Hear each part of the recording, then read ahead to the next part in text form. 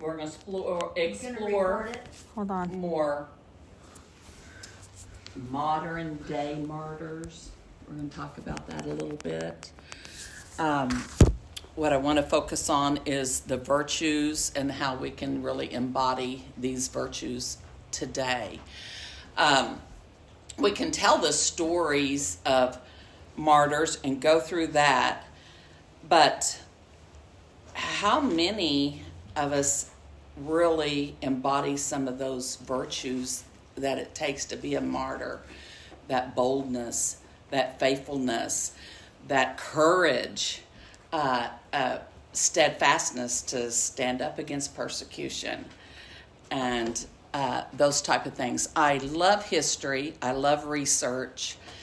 And I always, during, when I was studying the Holocaust and all of that, it really, really bothered me that, thinking about my personal family, but then just people as a whole.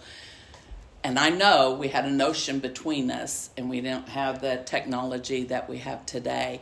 But how could they not know that what was happening? I'm not talking about the people that live in the village by Dachau, that should have known. I'm talking about we really, we should have known, and how much did people know, and what did we do as the church to try to stop some of that. So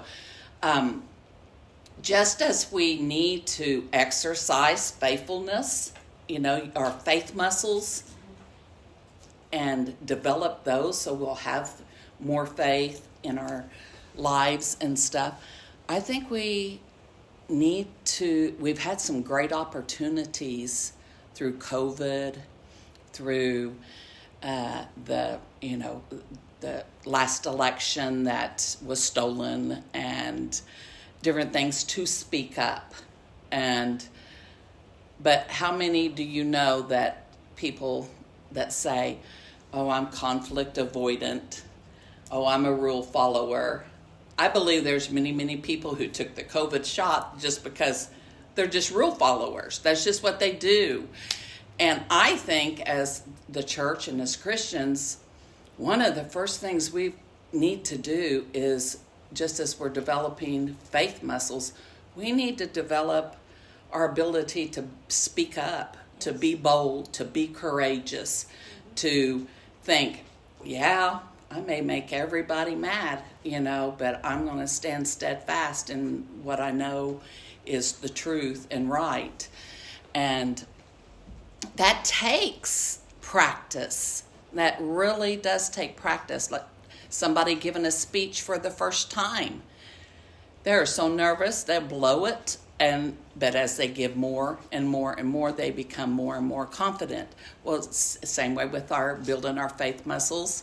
We become more and more confident that, Christ is going to we have that faith in our heart that's built up. The same thing with the other one. Some people come by it naturally. I will say I'm a natural one. I don't know why or how.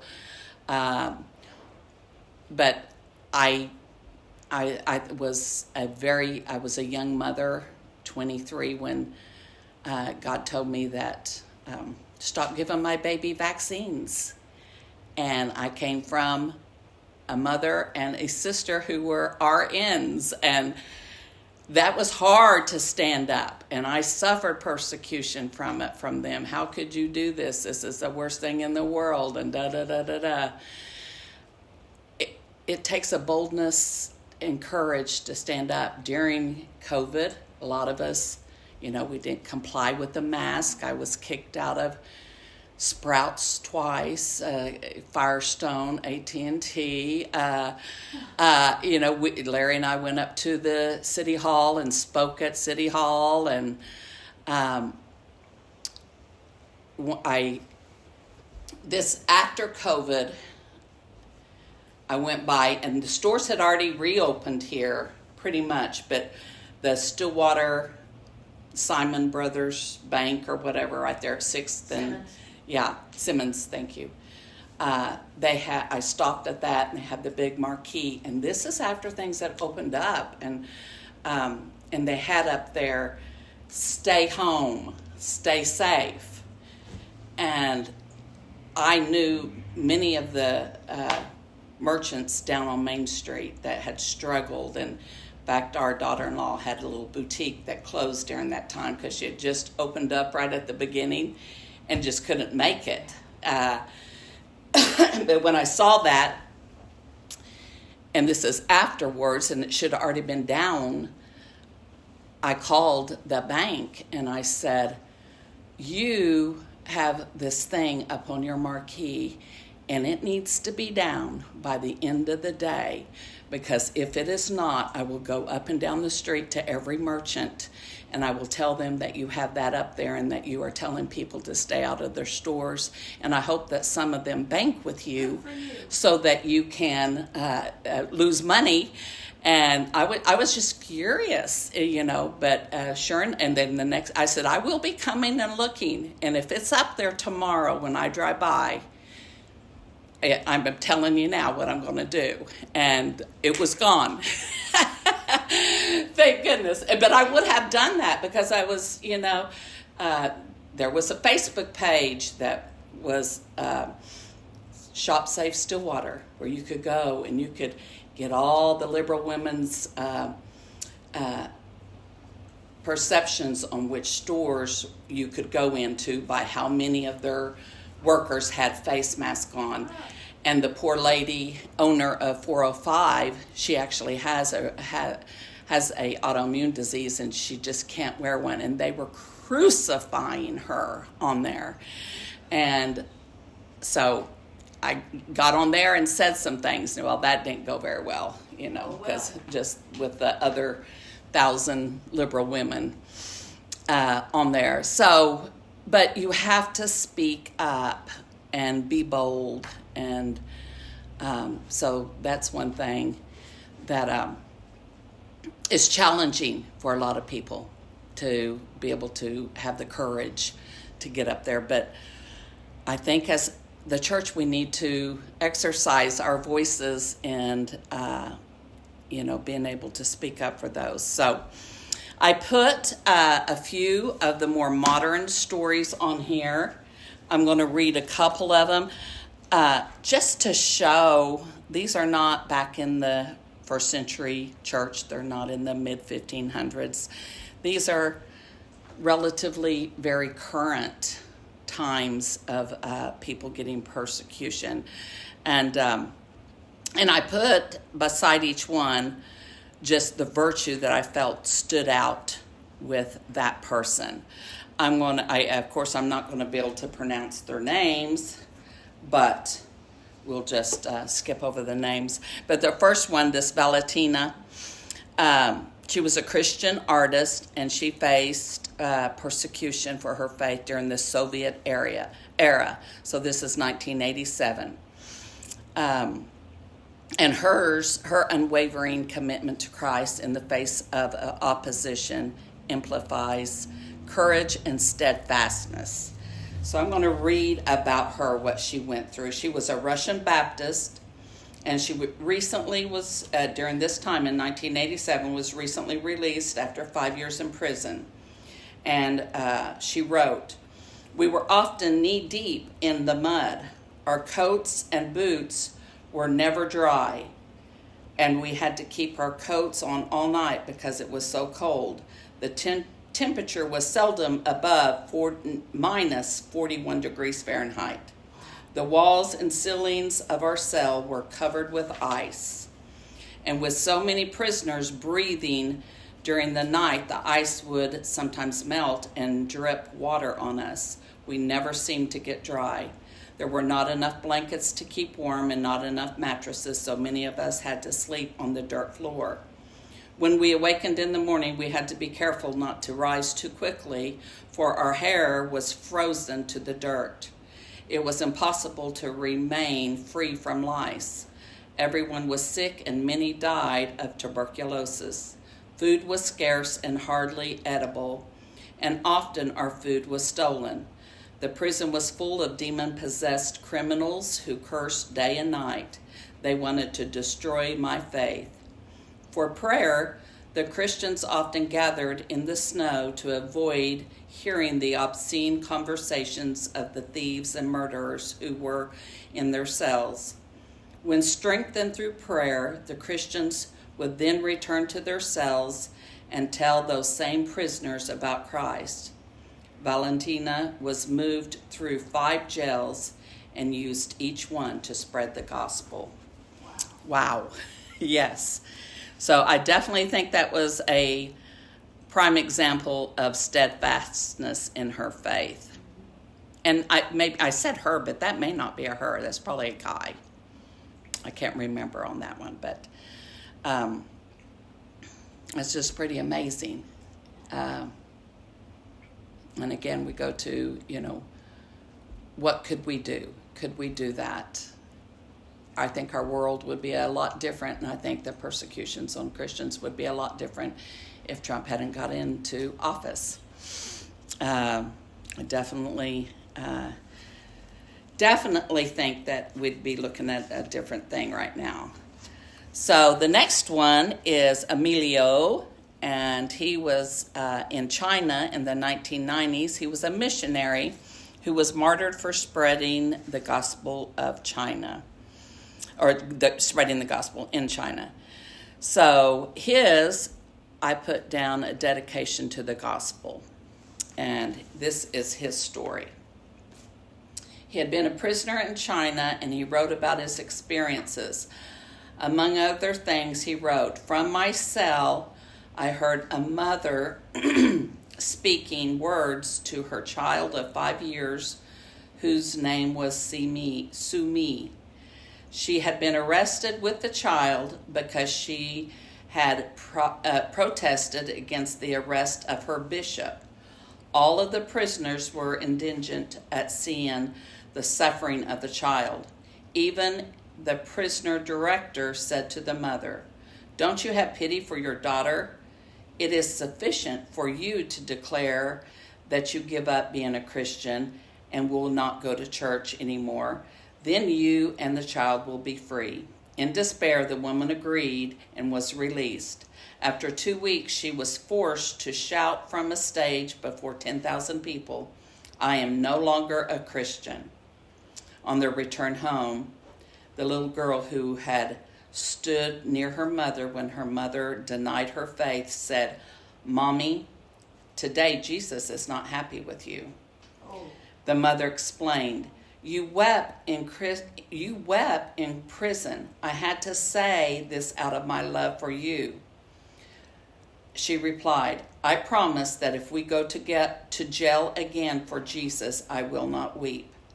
The mother ran to the prison director and told him, "You convinced me to say wrong things for my daughter's sake, but she has more courage than I." Both went back to prison, but Sumi no longer wept. So it was a pretty good example there of a 5-year-old. Yeah, absolutely. Wow. Yeah, that was pretty amazing. So the next one is Pastor Solkun, however you pronounce that. So he was a pastor who was killed by militants for preaching Christianity in a hostile environment. This is in 1992 in Nigeria.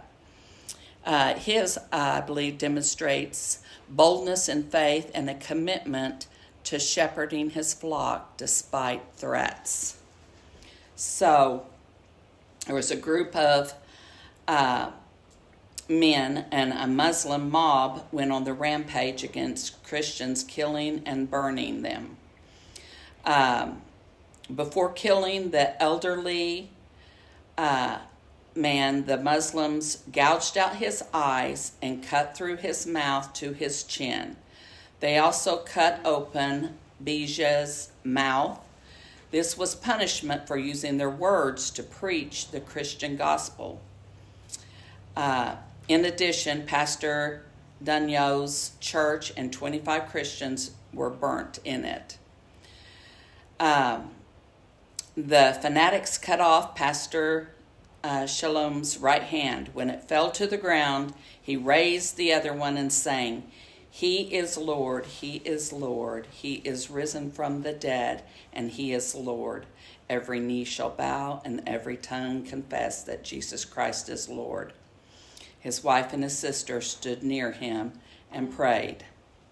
So, that's, man, that's a pretty powerful testimony right there. So, the next one is in Pakistan in 1992, and this one, let's see here. So he was killed in prison. The virtue I put with that one was definitely endurance and spiritual integrity. And so he died in prison for his faith. A Muslim by birth, he received a Bible from a friend and was converted as he read it. Then he began to witness to others, especially to children. On December 7th, 1990, he's a paraplegic. He was arrested when a Muslim clergyman denounced him for insulting the Prophet Muhammad by underlining passages and writing in the margins of the Quran. Aren't we glad that Christ don't mind if we underline right in our Bibles? I was like, wow. In Pakistan, this crime is punishable by death. Put in prison,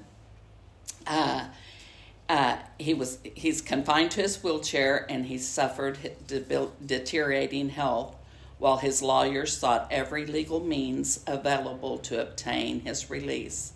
Nevertheless, he died, and he was aware that he would be executed for his crime, and he said, "I'll kiss my rope, but I will never deny my faith." Wow. Yeah. So, that's just pretty, I don't know. We think martyrs, way, back in the time of Christ or soon after those first century Christians and through the ages. But this is not long ago. So I'm going to read one more here of Kevin Turner's. So he does a lot with the Voice of the Martyrs.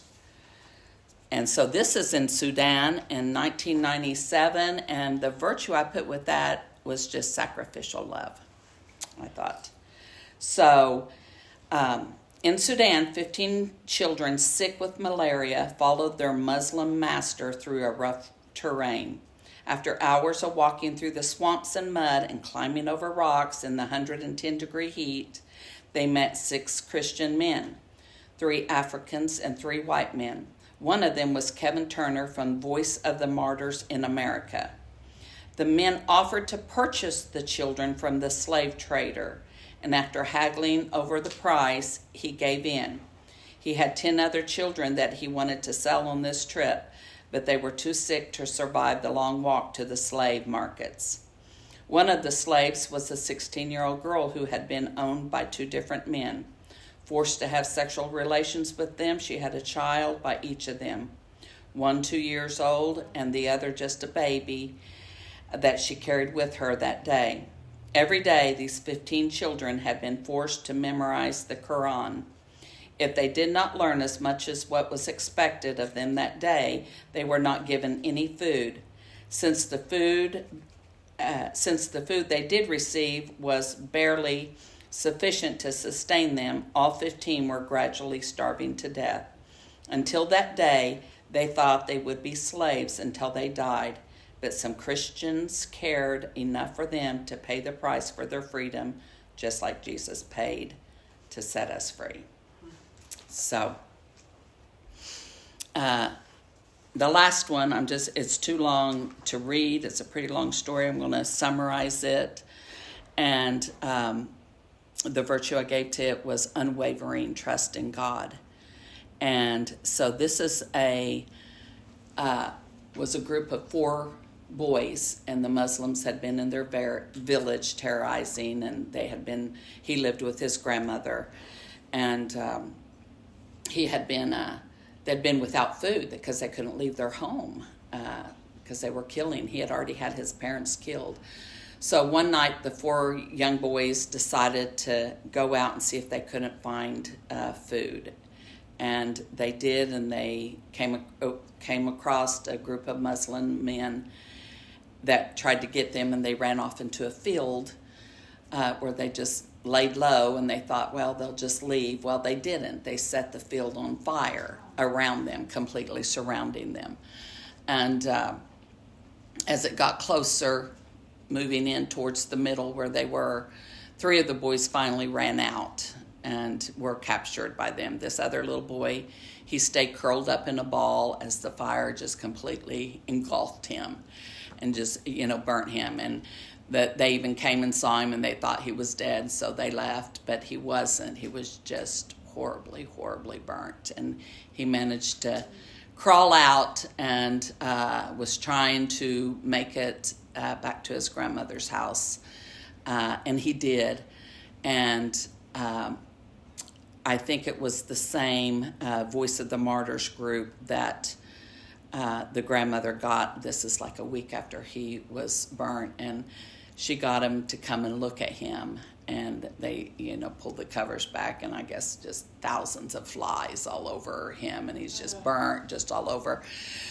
So they managed to get him and take him to a hospital where he got care, and he's living in an orphanage, or I don't know. This was in 2000, so of course much time has gone by then since then. But he was healed of his wounds and lived in a orphanage and was being cared for by a Christian lady. So, but I just thought that was like, his faith. He just kept laying there just saying, God's going to protect me. And it's just, too much. I know this is, a very dark lesson, but I think it's important for us to, just reflect on, number one, why we have a church today. If we didn't have martyrs, we would not even have a church. There would not be. Tyndale would have never got the, and there may have been somebody afterwards, but I'm just saying, I just feel really in my heart feel like we would not have the church if it were not for these early day martyrs that had that courage and faithfulness and endurance and, just the deep obedience and stuff. So how can these are virtues that should be admired, and we can live and grow in our faith. And of course, prayer and intercession. That we need to be praying for those that are still being persecuted today all over the world and who are suffering. And to be bold, stand up for truth and love in our own communities. Support, write some letters to, I know, I think it's about every other day. There's this one Article 3P, maybe you guys know about that, but it's a Christian group where you can just go on and it's people that Trump is wanting to get into his cabinet or just in different things, and you can support them, and your letters go right to your, like Langford and all the different people that we have that we need to send letters to, and do those type of things, and not to hide our faith, but to let it gently but boldly stand out. I put in here some people because I'm thinking back again about how so many, I think, of our ancestors or stuff that maybe just didn't speak up about, like through the Holocaust, when I was thinking about that. But do you guys know that we have people who would have been very close to being martyrs through they're called J6ers, the people that were arrested. And I put a couple of them in here. None of these people that I put in here died, but they were definitely standing for their faith. And if we don't know that, there were people at the Capitol because they felt called by God, the Holy Spirit, and they were there, and they suffered by being thrown in prison, being, in solitary confinement. If we don't know that, then we are complacent. We're living right here, and these are people that could have actually been martyred, or I call them living martyrs. So the first one that I put in here was Joshua Black. So he was unarmed and peaceful at the Capitol. He was sentenced to 22 months. He was shot in the cheek with a rubber bullet that went right through his cheek. Now, don't forget to add bullet behind the word rubber on my list there. Oops, yes. So when he was thrown in prison, he never received medical treatment for this hole. I mean, there's a picture of him you can see, and it goes right through, and you can see the fatty tissue in there and a tooth hanging and all that. He never received medical treatment in prison. He was in solitary confinement for a couple of years. The prisoners and the guards would not even want to be around him because he has decaying flesh. That's horrible. An infection in his jaw, and so the smell was horrendous that they didn't even want to be around him. So what he was at the Capitol for, so this is his words. He said that he believed God directed him to go to Washington so he could plead the blood on the Senate floor to foster congressional atonement for what he perceived to be the transgressions of a corrupt Democratic and Republican Party. So there's, video of him sitting there praying. And for that, he got shot, and he got lost business, lost, family, lost income, all of this. And he was, I think, total, before he was sentenced to 22 months, he got, I think, the time Trump pardoned him, he was there like 465 days or somewhere in there. So it was a pretty bold thing to do, and a pretty stiff punishment. So another one I put on here was Thomas Webster. And so he also, he was a decorated veteran, and he went to the Capitol too. He went there peacefully to pray to. His wife made the statement that my husband Tom is a man of faith who loves his family, and dedicated his life to protecting the lives of others. And they were all mistreated pretty terribly while they were in prison. If you don't know about the 72-year-old praying grandma, she was at the Capitol, and she was sentenced to a year of probation and a very large fine.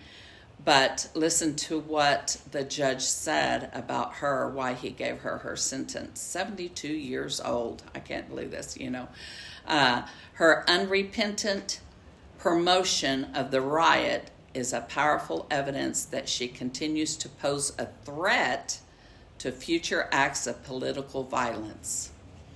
And she responded to that sentencing by saying, I am confident that this sentence will be what God, the highest judge, thinks is best to wake up our country.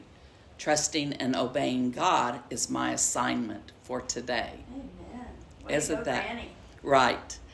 But there's been so many that have been labeled criminals for peacefully standing and praying for justice surrounding that January 6th event. And it's just, I think sometimes we want to be conflict avoiders, or people say, oh, I don't watch the news. And I understand that, and that's okay. But you need to have some sources that you know what's going on. Otherwise, you're like an ostrich with your head in the hole in the ground. We have our sources. Real America's Voice that we like to watch, and there's Paula White's on there, and a lot of different ones that we'll follow, and to just kind of know what's going on. Where's the fight at? How can we?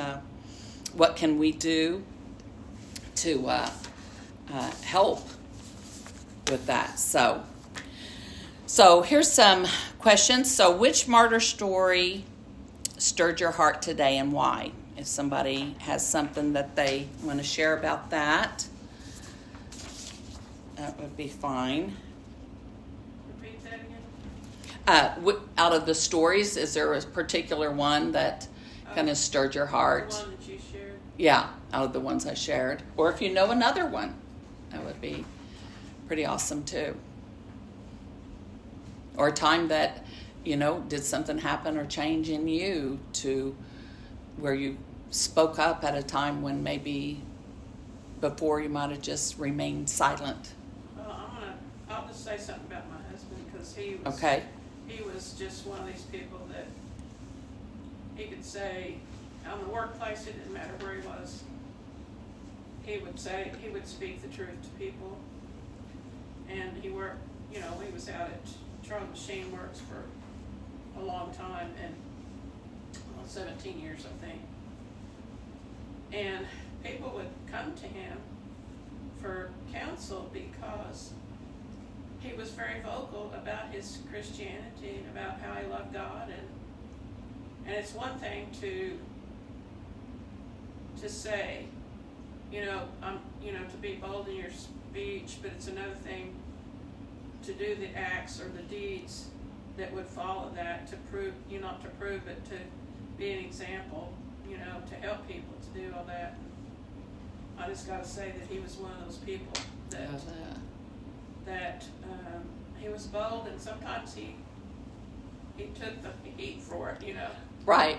But he didn't mind. He didn't let it get him. He just kept saying the truth to people and encouraging them, and he was a big encourager. So, but anyway, I think that testimony is huge. We talk about martyrs that give their lives, and sometimes it's harder to live and be the testimony that we're supposed to be. You know what I'm saying? Right.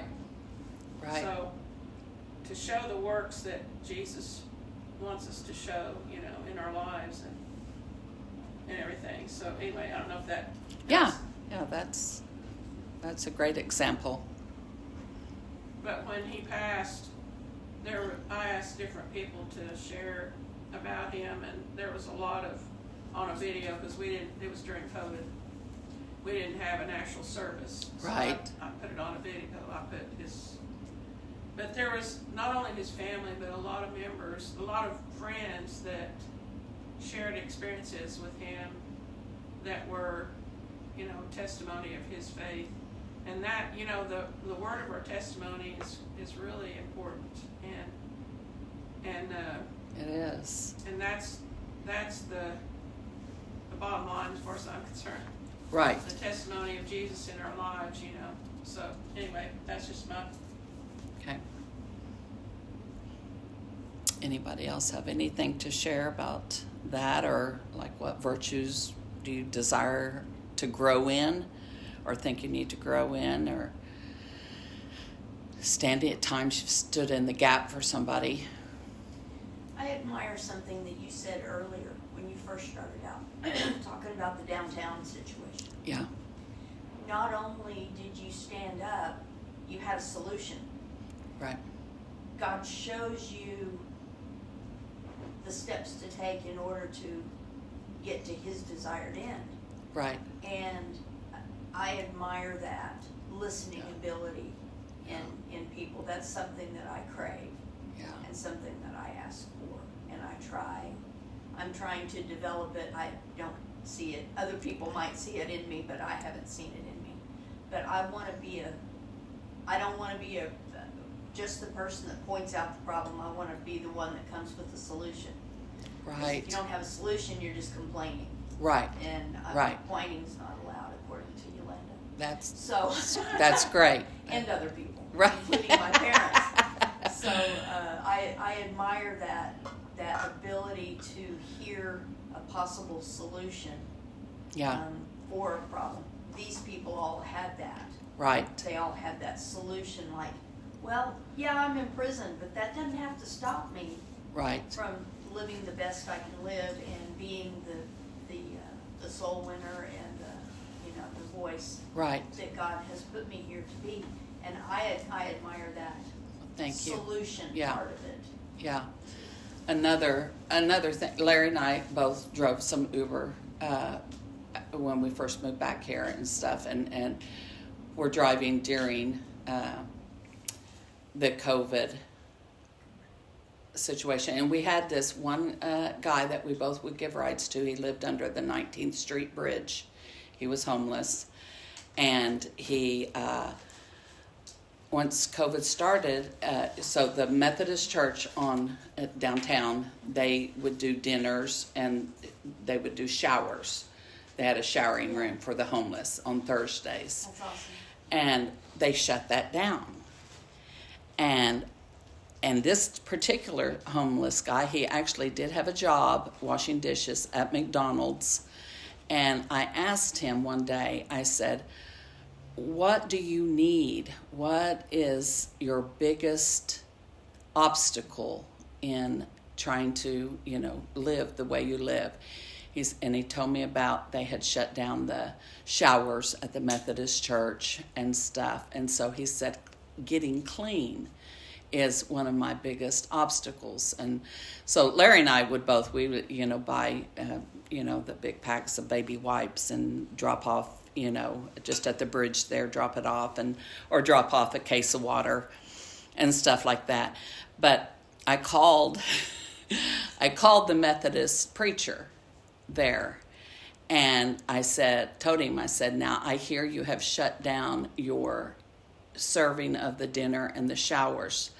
And I said, do you know that that's the only way so many of our homeless have? It's the only way they have of getting clean. And he said, yeah, but we just can't put our parishioners that operate that in jeopardy of getting COVID and da-da-da. Well, I probably didn't end up handling it the best way. I volunteered. I said, you know what? If everybody there is too scared and don't have enough faith in God, then I will come. I will come and I will work there and I will be there when they go shower and do whatever I need to do so that they can. And he just denied me every opportunity thing that I was able to interject there. Yeah, and I didn't, really probably end it the best because I just, asked him that I hope God shows him the same grace that he is showing everybody else. I was not a happy camper, but it's just, to be bold enough to do that. And I have to really watch that because I am that, just something I don't like. Let me have my sword. I'm going to fix it one way or another, just like we were coming back from Texas. And I'm telling on myself because I know this is probably not the best thing, but Larry was in the men's bathroom and the ladies was blocked off. So I couldn't get there. And so I was just waiting for him to get out. And we were the only ones in the little convenience store until this guy walks in and he walks back there. And I told the guy, I said, well, I guess I'll have to wait for him too if he's back there waiting, and which was no big deal. But then he came back immediately just cursing, just that MF and just cursing and all this stuff. Said, I knocked on the door and nobody answered, and then, tried to open, just going on. And I just said, sir, my husband is in there. That's my husband in there. And he's hard of hearing. he may not have even heard you knock. And I do not appreciate you cussing him out or cussing about him. And, and he was a big old guy. But I said that, and then, of course, he's cussing at me, and then, of course, I had to say, well, aren't you so intelligent, you know 4-letter words? So, I mean, I do not always know when to disengage, because he had walked out the door, and he turned around and walked back again and looked at me. But I had already spotted the bottle that I would grab. Wow. I'd already spotted my sword, but he looked at me, and I looked at him, and I didn't back down, and I guess he finally thought better and got in his car and left. But I was just like, I was just standing up for my husband. How dare him just, start cursing my husband because he didn't hear him knock on the door. I can read the headlines now. Lady found dead in gas station men's room. The poor young man, it was his first week there. Bless his heart. He said, I had the phone ready on standby. I mean, I'm not yelling. I'm being very calm, but he was very, very hostile. And I do not always, I sometimes need to probably have a little fear put in me. I'm a little too fearless when it comes to that I lose my mind. But anyway. So. And the word says don't be afraid. So. Do not be afraid. I do not have no fear. Probably to my detriment one day, but anyway, so is there anything else that you guys, through this teaching and stuff that you think about that could add to it to encourage us to be bold and be aware? I think being aware is a big thing. Just like I said, a lot of us don't like to watch the news, but we need to be aware of what's going on, at the Capitol, here locally, in our community, in our churches, because I think that there's a lot of people who Well, there are people that today are being killed. Yes. Today. Yes. For their beliefs and for having a Bible or, blessing someone or just saying the wrong wanting thing to the meet. right person at the wrong time. Absolutely. Whatever. And today there are people losing their lives. Yeah. Before this day is over, they will die. Mm-hmm. And Lori, you have anything? Well, it's just been really encouraging. I'm probably one of those people that I don't like confrontation. My mom and I were talking the other day about how we deal with renters, and renters, we both kind of do the same thing. Like, we let things go, and then all of a sudden, then we get irritated enough to take care of it, and then by that point, but we were talking about, okay, how do we take care of it along the way so we don't have to let ourselves get to that point of getting angry, and then our emotions push us to deal with it. We need to be diligent along the way to just stand up for what's right in our rental business. Yes. And not do it out of anger, but do it out of, this is what we're going to do. Because at the end of the day, no matter what you're involved in, whether it's standing up for Christianity or whether it's a business, if it steals from you, then it's not the right thing. And my mom and I talked about that over the years, that we can't do this, because we've both done it as a second job usually, or a third. We can't do this if it steals from us. If at the end of the day we're so angry at renters or interactions with them, or so I think that would be true even in things like this. Is that we have to know this is the place that we're called to stand up, or these are the boundaries that either we've set in our rental business, and we just say, here's the boundaries, here's the consequences, this is what I'm going to do, as opposed to waiting until we're so angry about it that then it steals from us. And I think that would probably be the same thing. That's a great example. A lot of times we look at that even in Christianity, or even the things we're standing up for, we get so irritated, but then at that point it does steal our joy. Right. So I need to be more proactive to do those steps along the way. Like you said, writing the letters and doing things, and not just wait till I get so angry or irritated at something. Yeah, and then get overwhelmed. Yeah. You're just, Yeah. don't know how to crawl out of it. Yeah. So I think, I think for me, as I was listening, I think that's a key for me, is to know, okay, where am I called to and what am I called to do, and do that consistently. Yeah. And then that is an ongoing process of reclaiming the kingdom and setting things in order, other than, okay, here's this one thing, I'm going to jump on the bandwagon because, and don't get me wrong, at least, if you're taking a stand, it's better at some point than at no point. Right. But I think just for me, I was thinking, okay, we all need to hear where is our place? What are we called to do? And to do that consistently. Mm-hmm. Consistency. Yeah, that's a great example.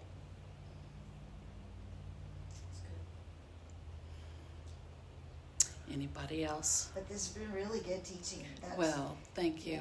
Yeah. It's a really heavy one. encouraging. Yeah. Talking, it's really, really heavy. But, It's urgently needed. yeah, Christ was our greatest martyr, our greatest example, of suffering and endurance and boldness and all of the And things. loved through all of it. Oh, my goodness. Yeah. Yeah. Yeah, it's been really good. Thank you so Well, much for teaching. You're welcome. Let's just go ahead and close in prayer. And I wrote this prayer out just because it came to me, and I just thought I may not remember it tomorrow. So, but Lord, make us women of courage and compassion and conviction. May we not only admire the martyrs, but follow in their footsteps, living our lives as a fragrance of Christ. Help us to stand in the gap, intercede, and never shrink back from the truth. And we just ask and pray for all of the martyrs everywhere in the world today that are standing up and being persecuted for the truth, preaching the truth, teaching the truth, being bold and courageous. And we just pray for them and ask special protection and blessings and grace and mercy for every one of them. Help us to be aware and of what's going on around us, whether it be politically in our lives, in our community, in our schools, and help us to be bold and have courage and steadfastness to stand up and speak up. And we just ask all these things in Jesus' name. Amen.